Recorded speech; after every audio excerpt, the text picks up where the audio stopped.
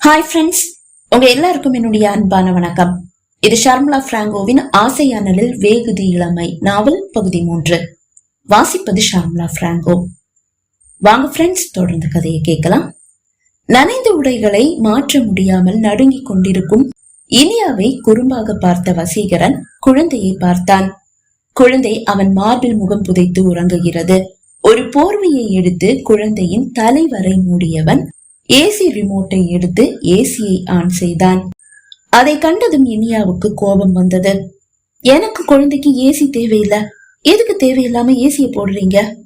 உனக்கும் குழந்தைக்கும் தேவையில்லை, அது எனக்கு தெரியும். ஆனா எனக்கு தேவைப்படுதே. நீங்க உங்க ரூம்ல போய் ஏசியை போடுங்க. இங்க எதுக்காக ஏசியை போடுறீங்க? அது என்னுடைய விருப்பம். ஏசியை ஆன் செய்தது மட்டுமல்லாமல் ஏசி குளிரை அவன் உயர்த்தவும் செய்ய அவள் இன்னும் இன்னும் நடுங்க ஆரம்பித்தாள். அதை கண்டு ரசித்தவன், ரொம்ப குளிர்தா? சரி வா, வந்து என்ன கட்டிக்க. இரு கரங்களையும் அவளை நோக்கி நீட்டினான். இங்க பாருங்க, நல்லா குளிருது. கைகள் இரண்டையும் எக்ஸ் போல் குறுகே வைத்து இரு தோளையும் பிடித்துக் கொண்டு நடுங்குபவளின் பற்கள் கூட ஒன்றோடொன்று இடித்துக் கொள்கிறது. குளிரட்டும், அதுக்காக தானே ஏசியை போட்டு வச்சிருக்கேன். வசி, நீங்க ரொம்ப குறும்பு பண்றீங்க. பிளீஸ், இங்க இருந்து வெளியே போங்க. நான் ட்ரெஸ் சேஞ்ச் பண்ணணும். புருஷன் முன்னாடி பொண்டாட்டி ட்ரெஸ் சேஞ்ச் பண்ண ஏன் தயங்கணும்? அப்படின்னா நீங்க போக மாட்டீங்க. போக மாட்டேன். சரி, போக வேண்டாம். அவள் விழிகள் குழந்தையை பார்த்தது. அவன் மார்போடு ஒட்டி கிடக்கிறான். தலைவரை போர்வையும் மூடப்பட்டிருக்கிறது. அவன் பார்த்து கொண்டிருக்கும் போதே சேலையை உருவி அருகில் இருந்த நாற்காலியில் போட்டாள் இனியா. இதை அவன் எதிர்பார்க்கவில்லை. அவள் அழகு அப்பட்டமாக அப்படியே தெரிகிறது. அவன் இதயம் தாளம் தப்பி துடிக்க ஆரம்பித்தது. அவளை கட்டி அணைத்து அவளோடு உல்லாசமாக இருக்க அவன் மனம் துடிக்கிறது. ஆனால் முடியவில்லை. அவள் வார்த்தைகள் தடை போடுகிறது. வசி, ஏன் மனசுல நீங்க மட்டும்தான் இருக்கீங்க. உங்களை சேரணும்னு நான் துடிக்கிறேன். ஆனா நீங்க மாறாத வரைக்கும் இந்த இளமை உங்களுக்கு பயன்படாது. அவன் விழிகள் அவள் நனைந்த உடைகளையும் தாண்டி அவள் உடல் மீது மேய்கிறது. இனியாவை வெட்கம் பிடுங்கி தின்னவே செய்கிறது. ஆனாலும் இப்படி ஏங்க வைத்தாவது தன் வழிக்கு அவனை கொண்டு வந்து விடலாம் என்ற பேராசைதான் அவளுக்கு. அவளை நேசிக்கும் போதும் அவளை இழக்க போகிறோம் என்ற ஒரு நிலைக்கு வரும்போது கூட மாறாதவன் இனி மேலா மாறப் போகிறான். நம்பிக்கை இல்லைதான், ஆனாலும் முயன்று பார்ப்பதில் தவறென்ன? அவன் விழிகள் ஆசையாய் அவள் உடலை கவ்வி கொண்டிருக்க ரவிக்கையின் 2 மேல் குக்கியை கழற்றியே விட்டாள் இனியா. அவன் இதயம் தாறுமாறாக துடித்தது. அவனை பார்த்து குறும்பாக சிரித்தவள், இதுக்கு மேல நீங்க தாங்க மாட்டீங்கன்னு தெரியும். உள்பாவாடையை எடுத்து தலைவழியாக போட்டு அவள் அழகை மறைத்தாள்.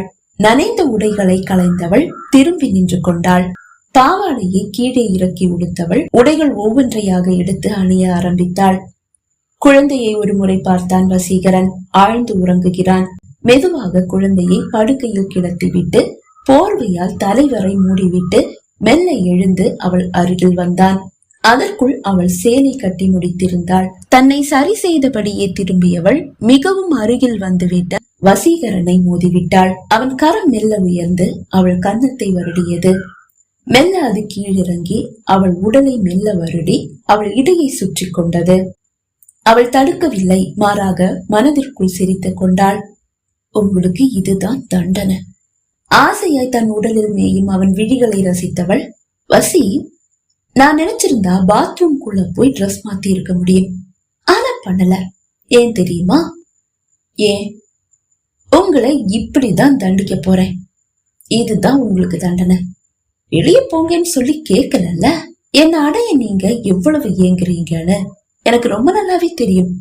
அந்த ஏக்கத்தை எனக்கு சாதகமாக்கிக்க முடியுமான்னு நானும் பாக்குறேன். அவன் கரம் இப்போதும் அவள் மெல்லிடையை சுற்றி வளைத்திருக்கிறது. இவ்வளவு இறங்கி வந்து விட்டவள் இனி தனக்கு இணங்குவாள் என்று நினைத்து ஆசையாய் ஏக்கமாய் அவளை பார்த்தவன் மெல்ல குனிந்து அவள் கழுத்தில் இதழ் பதித்தான். இப்போதும் அவள் தடுக்கவில்லை. ஆனால் அவன் இதழ்கள் இன்னும் கீழிறங்க சட்டென்று அவனை தள்ளிவிட்டவள், இதுதான் உங்க எல்லை. இதை தாண்டி வர உங்களுக்கு அனுமதி இல்ல. நீங்க உங்க ரூமுக்கு போகலாம். மிஸ்டர் வசீகரன், ரொம்ப திமிரா பேசுறீனியா நீ? நீ ஒரு விஷயத்த ரொம்ப வசதியா மறந்தும் போற. என்ன? உன்னை அப்படியே தூக்கிட்டு போய் உன்னுடைய அனுமதி இல்லாம உன்னை அடைய எனக்கு எவ்வளவு நேரம் ஆகும்னு நீ நினைக்கிற? உங்களுக்கு பிடிக்காத பொண்ணை நீங்க தொட மாட்டீங்க, அதே மாதிரிதான் உங்களை பிடிக்காத பெண்களை நீங்க நெருங்கவும் மாட்டீங்க.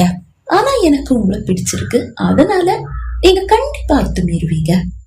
ஆனா நான் தான் நம்ம காதலிக்கும் போதே உங்களுக்கு பதில் கொடுத்துட்டேனே, என்ன நீங்க தொட்டா எதிர்க்க மாட்டேன், ஆனா அதுக்கப்புறமா நீங்க என்ன பார்க்க மாட்டீங்க, அவ்வளவுதான். இத சொல்லியே அன்னைக்கு இன்னைக்கும் என் கைய காட்டி போடுறடி. இந்த பூச்சாண்டி காட்டுற வேலை எப்பவும் என்கிட்ட பலிக்காது இனியா. நான் தொட்டா நீ செத்துட எல்லாம் மாட்ட, அது எனக்கு ரொம்ப நல்லாவே தெரியும். என்ன பயமுறுத்ததான் நீ இப்படி ஒரு ஆயுதத்தை கையில எடுக்கிறேன்னு எனக்கு ரொம்ப நல்லாவே தெரியும். ஆனாலும் சில சமயம் மனம் தடமாறலாம். நான் சொல்லியும் கேட்காம என்ன தொட்டுட்டல்ல அப்படின்ற கோபத்துல நீ சொன்னதை நீ செஞ்சுட்டா நான் என்ன பண்ணுவேன்? அந்த பயத்தால மட்டும்தான் உன்னை இப்பவும் விட்டு வச்சிருக்கேன். Okay, good night my dear Iniya. அப்புறம் உணர்ச்சிகள் எனக்கு மட்டும் இல்லம்மா, உனக்கும் உண்டு, அதை மறந்துடாத. முன்னாடி நீ என் காதலி, ஆனா இப்ப நீ என் மனைவி. கணவனை தேடி வர்றதுல எந்த தப்பும் இல்லைன்னு ஒரு நாள் நீ நினைப்ப. அந்த நாளுக்காக நான் ஆசையை எதிர்பார்த்துட்டு இருக்கேன் my dear Iniya. Okay my dear Vaseegaran, அப்படி ஒரு நாளுக்காக நானும் எதிர்பார்த்து காத்திருக்கேன். உங்க மனம் மாற்றத்துக்காக. உங்க மனம் என்னைக்கு மாறுதோ அன்னைக்கு நானே உங்களை நாடி வருவேன். இப்ப நீங்க போய் தூங்கலாம். Good night. திரும்பி குழந்தையை ஒரு முறை பார்த்தான். அவன் இப்போதும் ஆழ்ந்து உறங்குகிறான். அவளை பார்த்து சிரித்தபடியே தலையை மேலும் கீழும் அசைத்தவன் உடம்பு சூட்டை ஏத்தி விட்டுட்டு, இப்படி பழி வாங்குற, இருக்கட்டும் இருக்கட்டும், ஓகே என்று கூறிவிட்டு அரை வாசலை நோக்கி நடக்கும் போது இனியாவுடனான அந்த இனிய நாட்கள் அவன் மனத்திரையில் வந்து அவன் உடல் முழுவதும் தேனாக தித்தித்தது. முதன்முறை இனியாவை கண்ட அந்த நாளை அவன் எப்படி மறப்பான்? அந்த பெரிய பிரம்மாண்டமான துணிக்கடையில் தான் முதன்முறை இனியாவை அவன் காண்கிறான், அதுவும் தனியாக. லிப்டில் அவன் ஏறும்போது அந்த அழகிய இளம்பெண் மட்டுமே லிப்டில் நிற்கிறாள். ஆம், அது இனியாவே தான். சேலை உடுத்தி இருக்கிறாள், ஷிஃபான் சேலை. அவள் உடலின் வடிவு அந்த சேலை வழியாக அப்படியே தெரிகிறது. சேலை கட்டி இருப்பதாலேயே திருமணம் ஆனவளோ என்ற சந்தேகம் அவனுக்கு. அவள் கழுத்தை பார்த்தான். நூல் போன்று மெல்லிய ஒரு செயின் மட்டுமே அவள் கழுத்தில் கிடக்கிறது. அப்பாடா, கல்யாணம் ஆகல மனதில் நினைத்து கொண்டவன் அவள் அழகை ரசிக்க ஆரம்பித்தான். அவள் அவனை பொருட்படுத்தாமல் அவன் லிப்டில் ஏறியதும் செல்போனை எடுத்து அதில் ஏதோ நோண்டிக் கொண்டிருக்க அவள் தன்னை அலட்சியப்படுத்துவது போல அவனுக்கு தோன்றியது. ஒரு பெண்ணிடமிருந்து இப்படி ஒரு அடியை அவன் எதிர்பார்க்கவில்லை.